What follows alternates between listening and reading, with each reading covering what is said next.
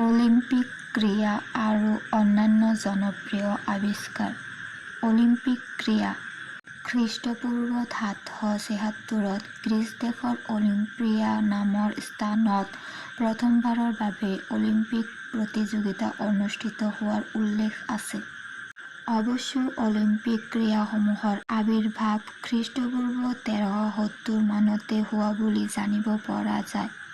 প্ৰাচীন গ্ৰীচৰ ধৰ্মীয় উৎসৱসমূহত এথলেটিক্সে এক গুৰুত্বপূৰ্ণ ভূমিকা গ্ৰহণ কৰিছিল। কালক্ৰমত ইষ্থমিয়ান, নিমিন, ফিথিয়ান আৰু অলিম্পিক এই চাৰিভাগ ধৰ্মীয় উৎসৱৰ উদ্ভৱ হ'ল। ইয়াৰ ভিতৰত অলিম্পিক আছিল সবাতোকৈ গুৰুত্বপূৰ্ণ। দেৱতাসকলৰ ৰজা জিউছৰ সন্মানত এই উৎসৱ অনুষ্ঠিত কৰা হৈছিল। প্ৰথমখন অলিম্পিক প্ৰতিযোগিতাত মাত্ৰ এবিধ খেল পতা হৈছিল ১৯২ মিটাৰৰ দৌৰ প্ৰতিযোগিতা। ইয়াক ষ্টেডিয়াম নামেৰে জনা গৈছিল। কৰহবাছ নামৰ এজন খেলুৱৈ এই প্ৰতিযোগিতাত বিজয়ী হৈছিল। ইয়াৰ পৰা প্ৰতি ৪ বছৰৰ মূৰে মূৰে অলিম্পিয়াড অনুষ্ঠিত হৈ আহিছিল। ৩৯৩ খ্ৰীষ্টত ৰোমান সম্ৰাট থিয়ডোচিয়াছে দেৱপূজক উৎসৱ বুলি ঘোষণা কৰি এই প্ৰতিযোগিতা নিষিদ্ধ কৰি দিছিল। ১৮৭৫ খ্ৰীষ্টত জাৰ্মান পুৰাতত্ত্ববিদৰ দল এটাই অলিম্পিয়াড চলোৱা খনন কাৰ্যত পৌৰাণিক অলিম্পিক খেলৰ স্মৃতি জড়িত অনেক সামগ্ৰী আৰু স্মৃতিচিহ্নৰ আৱিষ্কাৰ হৈছিল। এই আৱিষ্কাৰৰ দ্বাৰা অনুপ্ৰাণিত হৈ ফ্ৰান্সৰ বেৰন পেৰী ডি কুবাৰ্টিনে আধুনিক আন্তঃদেশীয় অলিম্পিক ক্ৰীড়াৰ প্ৰস্তাৱ বিশ্ববাসীৰ আগত উত্থাপন কৰে। তেওঁৰ এই সপোন অশেষ চেষ্টাৰ মূৰকত বাস্তৱত ৰূপায়িত হ'ল। ১৮৯৬ খ্ৰীষ্টত গ্ৰীচৰ এথেন্সত প্ৰথমখন আধুনিক অলিম্পিক ক্ৰীড়া সমাৰোহ অনুষ্ঠিত হৈছিল। এই প্ৰতিযোগিতাত ৯বিধ খেল অন্তৰ্ভুক্ত হৈছিল। প্ৰথম খেল হপ, ষ্টেপ আৰু জাম্প, বৰ্তমান ট্ৰিপল জাম্প নামেৰে জনাজাত। আমেৰিকাৰ জেমছ বি কনলি বিজয়ী হৈছিল। তেওঁৱেই হৈছে প্ৰথম আধুনিক অলিম্পিকৰ চেম্পিয়ন। মনত ৰাখিবলগীয়া ১৯৭৬ খ্ৰীষ্টত কানাডাৰ মন্ট্ৰিলত অনুষ্ঠিত অলিম্পিকত জিমনাষ্টিক বিভাগত ৰোমানিয়াৰ নাডিয়া কমানিচিয়ে পূৰ্ণ ১০ পইণ্ট লাভ কৰিছিল আৰু এই আছিল এনে ক্ষেত্ৰত প্ৰথমগৰাকী অলিম্পিয়ান। নবেল বঁটা ছুইডেনৰ ৰসায়নবিদ আলফ্ৰেড নোবেলে ১৮৬৬ খ্ৰীষ্টত এক বিশেষ প্ৰকাৰৰ নাইট্ৰগ্লিচাৰিনৰ আৱিষ্কাৰ কৰিছিল।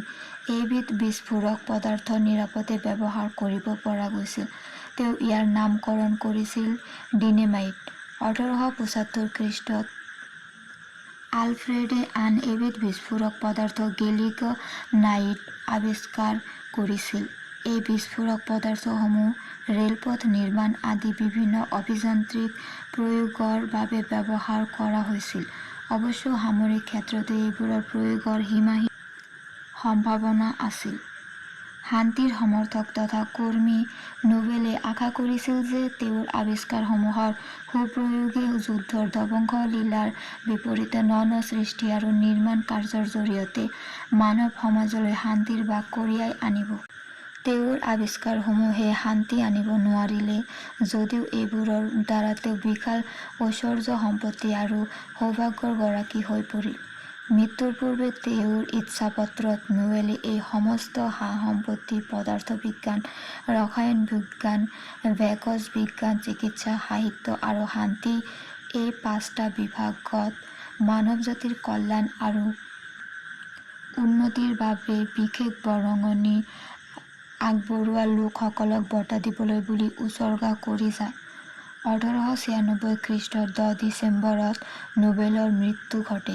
১৯০১ খ্ৰীষ্টৰ ১০ ডিচেম্বৰত প্ৰথমটো নোবেল বঁটা প্ৰদান কৰা হয়।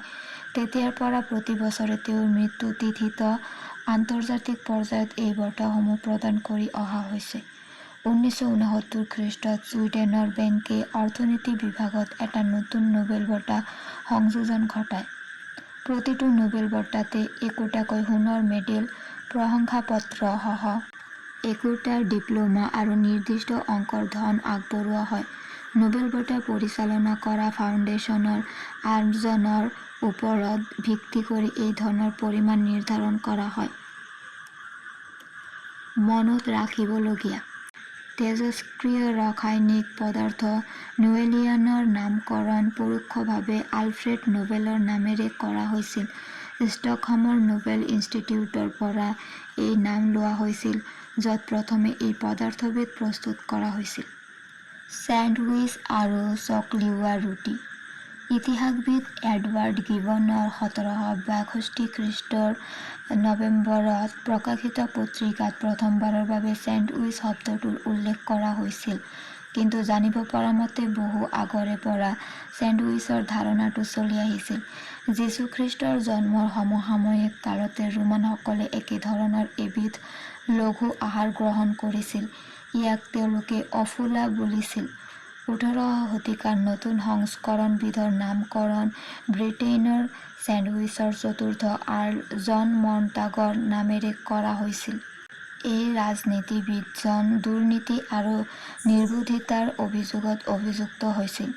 জুৱাৰ মেজত কৰা কুকৰ্মবোৰৰ বাবে তেওঁৰ নাম আন্তৰ্জাতিক পৰ্যায়ত জনাজাত হৈ পৰিছিল। কথিত আছে যে তেওঁ নিয়মীয়াকৈ গোটেই দিনটো ধৰি একেৰাহে জুৱা খেলত ব্যস্ত হৈ কটাইছিল। দুপৰীয়াৰ আহাৰৰ বাবে তেওঁ দুটুকুৰা ব্ৰেডৰ মাজত মাংস সুমুৱাই দিবলৈ আদেশ দিছিল, যাতে তেওঁ খাই থাকোঁতেও জুৱা খেল অবিৰতভাৱে চলাই যাব পাৰে। এনেদৰে চেণ্ডউইচৰ সৃষ্টি হ'ল আৰু অতি সোনকালে এই খাদ্যবিধ ব্ৰিটেইনত জনপ্ৰিয় হৈ পৰিল। আমেৰিকাৰ নাগৰিক ফ্ৰেডেৰিক ৰহবেডাৰৰ 16 বছৰ জোৰা আশাসুধীয়া চেষ্টাৰ ফলত চকলিওৱা ব্ৰেডৰ সৃষ্টি হৈছিল। 1928 খ্ৰীষ্টৰ মে' মাহত প্ৰথমে আমেৰিকাৰ মিচিগানৰ বেটুল ক্ৰীকত ইয়াৰ বিক্ৰী আৰম্ভ কৰা হৈছিল। 5 বছৰৰ ভিতৰতে ই ইমান জনপ্ৰিয় হৈ পৰিল যে আমেৰিকাৰ মুঠ জনসংখ্যাৰ প্ৰায় 80% ইয়াক ক্ৰয় কৰিছিল। চকলিওৱা ব্ৰেডৰ আৱিৰ্ভাৱে চেণ্ডউইচক অধিক সুবিধাজনক আৰু জনপ্ৰিয় কৰি তুলিলে। সোনকালে ই সমগ্ৰ ইউৰোপতে জনপ্ৰিয় হৈ পৰিল। আইচক্ৰীম 17 শতিকাত ইংলেণ্ডৰ ৰজা প্ৰথম চাৰ্লছ আৰু তেওঁৰ সভাসদসকলে পোনপ্ৰথমবাৰৰ বাবে গাখীৰৰ দ্বাৰা প্ৰস্তুত কৰা আইচক্ৰীমৰ সোৱাদ উপভোগ কৰিছিল। ৰজাৰ ফৰাচী ৰান্ধনী জেৰাৰ্ড টিছেইনে এই সুস্বাদু সামগ্ৰীবিধ প্ৰস্তুত কৰিছিল।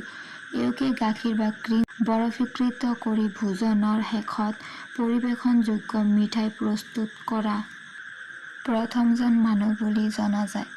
পৰৱৰ্তী প্ৰায় 2 শতিকা জুৰি আইচক্ৰীম ৰাজকীয় আৰু অভিজাত শ্ৰেণীৰ লোকৰ উপভোগৰ বাবে সংৰক্ষিত হৈ ৰৈছিল। 1851 খ্ৰীষ্টত আমেৰিকাৰ বাল্টিমোৰৰ দুগ্ধ উৎপাদক জেকব ফিউচেলে ক্ৰীমৰ অপচয় ৰোধ কৰিবলৈ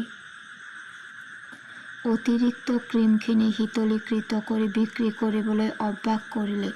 এই বৰফীকৃত ক্ৰীম ইমান জনপ্ৰিয় হৈ উঠিল যে তেওঁ ইয়াক ব্যৱসায়িকভাৱে প্ৰস্তুত কৰিবলৈ এটা কাৰখানা স্থাপন কৰিব লগা হ'ল।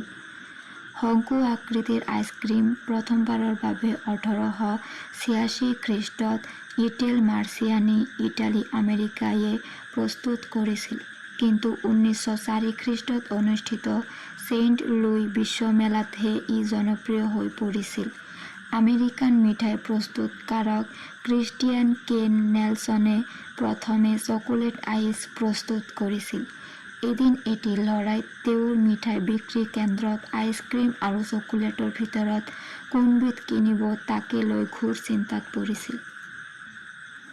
এই দৃশ্য প্ৰত্যক্ষ কৰি দুয়োবিধ সামগ্ৰীকে সংযোজন ঘটোৱাৰ চিন্তা নেলছনৰ মনলৈ আহিল। তেওঁ এই দিশত পৰীক্ষা-নিৰীক্ষা আৰম্ভ কৰি দিলে। অৱশেষত 1921 খ্ৰীষ্টত তেওঁ চকোলেট আইচ প্ৰস্তুত কৰি বিক্ৰীৰ বাবে মুকলি কৰি দিলে। তেওঁ এই সামগ্ৰীবিধৰ নাম দিছিল এস্কিমো পাই। চকোলেট মায়া আৰু এজটেক সভ্যতাৰ এক অন্যতম উপাদান আছিল। 1528 খ্ৰীষ্টত স্পেনিছ বিজেতা হাৰ্নেণ্ডো কৰ্টেছে মেক্সিকো জয় কৰাৰ পাছত ইয়াক প্ৰথমে ইউৰোপলৈ আমদানি কৰিছিল। 19 শতিকাৰ আৰম্ভণি পৰ্যন্ত অৱশ্য চকোলেটক খাবৰ বাবে ব্যৱহাৰ কৰা হোৱা নাছিল। সমসাময়িকভাৱে ফৰাচী আৰু ইটালিয়ান মিঠাই প্ৰস্তুতকাৰকসকলে খোৱাৰ উপযোগীকৈ চকোলেট প্ৰস্তুত কৰা আৰম্ভ কৰিলে। 1819 খ্ৰীষ্টত ছুইজাৰলেণ্ডৰ বেভি নামৰ স্থানত ফ্ৰাংকুইজ লুই কেইলাৰে ব্যৱসায়িক উদ্দেশ্যৰে গোটা আকাৰৰ খোৱা চকলেট বাৰ প্ৰস্তুত কৰি বিক্ৰীৰ বাবে মুকলি কৰি দিয়ে। পৰৱৰ্তী কালত 1875 খ্ৰীষ্টত কেইলাৰৰ জোৱায়েক ডেনিয়েল পিটাৰে প্ৰথম গাখীৰৰ চকলেট বাৰ প্ৰস্তুত কৰিছিল। কেডবেৰী কোম্পানীয়ে 1905 খ্ৰীষ্টত প্ৰথমে বিশ্ববিখ্যাত কেডবেৰিজ ডেইৰী মিল্ক বাৰ প্ৰস্তুত কৰি উলিয়াইছিল। মনত ৰাখিবলগীয়া, চকোলেট কেকেও নামৰ গছৰ গুটিৰ পৰা প্ৰস্তুত কৰা হয়। ইংৰাজ আমদানিকাৰীসকলৰ বানানৰ বা উচ্চাৰণৰ ভুলৰ বাবে পাছলৈ এই গছ কৱাবিন নামেৰে জনাজাত হৈ পৰে। ধন, নগদ ধনৰ প্ৰচলন পৃথিৱীত আজিৰ পৰা প্ৰায় ২৫০০ বছৰৰ আগেয়ে আৰম্ভ হৈছিল। সম্পত্তিক প্ৰতিনিধিত্ব কৰা বা ইয়াৰ মূল্য বুজোৱা প্ৰতীক হিচাপে ধনৰ ব্যৱহাৰৰ ধাৰণাটো পৌৰাণিক যুগৰ বিনিময় প্ৰথাৰ পৰা উদ্ভৱ হৈছিল। কিয়নো সমমূল্যৰ বয়-বস্তু সামগ্ৰী আদি দুপক্ষৰ মাজত সলনি কৰা বিষয়টো সকলো সময়তে সম্ভৱপৰ হোৱা নাছিল আৰু এই কথাই বিনিময় প্ৰথাত জটিলতাৰ সৃষ্টি কৰিছিল। আদিম পৰ্যায়ৰ ধনৰ প্ৰতীক হিচাপে ব্যৱহৃত সামগ্ৰীসমূহ আছিল এঙাৰ মণি, লোণ, পোহনীয়া জীৱ-জন্তু, চৰাইৰ পাখি আৰু সাগৰীয় শংখৰ খোলা আদি। মধ্যপ্ৰাচ্যত ধাতুৰে নিৰ্মিত প্ৰতীকৰ প্ৰচলন আছিল। লিডিয়াত বৰ্তমান তুৰস্কৰ অন্তৰ্গত ৰজা গাইগেছৰ ৰাজত্বকালত খ্ৰীষ্টপূৰ্ব 640ত প্ৰথমবাৰৰ বাবে ধাতুৰ খণ্ডাংশত ৰাজকীয় মোহৰ মাৰি মুদ্ৰাৰ প্ৰচলন কৰা হৈছিল। মুদ্ৰাৰ অভাৱ দূৰ কৰিবলৈ চীন দেশত প্ৰথমে কাগজৰ নোট ব্যৱহাৰ কৰা হৈছিল, কিন্তু কেইবা শতিকাজোৰা বিৱৰ্তনৰ পাছতহে আধুনিক বেংক নোট আৱিৰ্ভাৱ হৈছিল।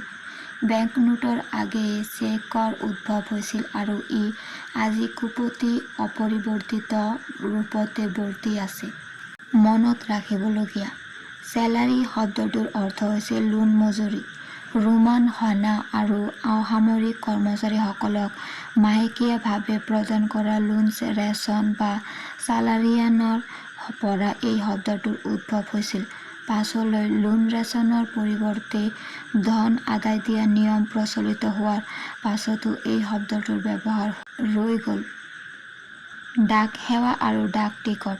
খ্ৰীষ্টপূৰ্ব 4ৰ্থ শতিকাত গ্ৰীক ইতিহাসবিদ হেৰোডাছে পাৰ্চিয়ান ডাক সেৱাত কৰ্তব্যৰত ডাকুৱাল সকলৰ কৰ্মনিষ্ঠাৰ প্ৰশংসা কৰি লিখিছিল, হিম বৰষুণ, প্ৰখৰ ৰ'দ কিম্বা নিশাৰ অন্ধকাৰ, একোৱে এই ডাকুৱালসকলক তেওঁলোকৰ নিৰ্ধাৰিত কৰ্তব্য খৰতকীয়াকৈ সম্পন্ন কৰাৰ পৰা বিৰত কৰিব নোৱাৰিছিল। পুৰণি কালৰ বিশাল সাম্ৰাজ্যসমূহত সুশৃংখলিত আৰু সুনিয়ন্ত্ৰিত ডাক সেৱাৰ প্ৰচলন আছিল। বাৰ্তাবাহক বা ডাকুৱালসকলে সাধাৰণতে ৰিলে পদ্ধতিৰে মূল ৰাজপথত নিৰ্দিষ্ট দূৰত্বৰ ব্যৱধানত অৱস্থান গ্ৰহণ কৰি ডাক সেৱা আগবঢ়াইছিল। কাৰ্যকাৰিতা আৰু দক্ষতাৰ বাবে এই পদ্ধতিয়ে গ্ৰীক ইতিহাসবিদ জনৰ পৰা প্ৰশংসা আদায় কৰিবলৈ সক্ষম হৈছিল। কিন্তু মহাপ্ৰতাপী ৰোমান সাম্ৰাজ্যৰ পতনৰ পাছত এই ডাক সেৱাৰ ধাৰাবাহিকতা ব্যাহত হৈ পৰে। মধ্যযুগীয় ইউৰোপত সদাগৰ, সাহিত্য সংস্কৃতি কেন্দ্ৰ, বিশ্ববিদ্যালয়, গীৰ্জা আদিৰ প্ৰয়োজন পূৰণ কৰিবলৈ নিজস্ব ডাক সেৱা ব্যৱস্থাৰ উদ্ভৱ হৈছিল।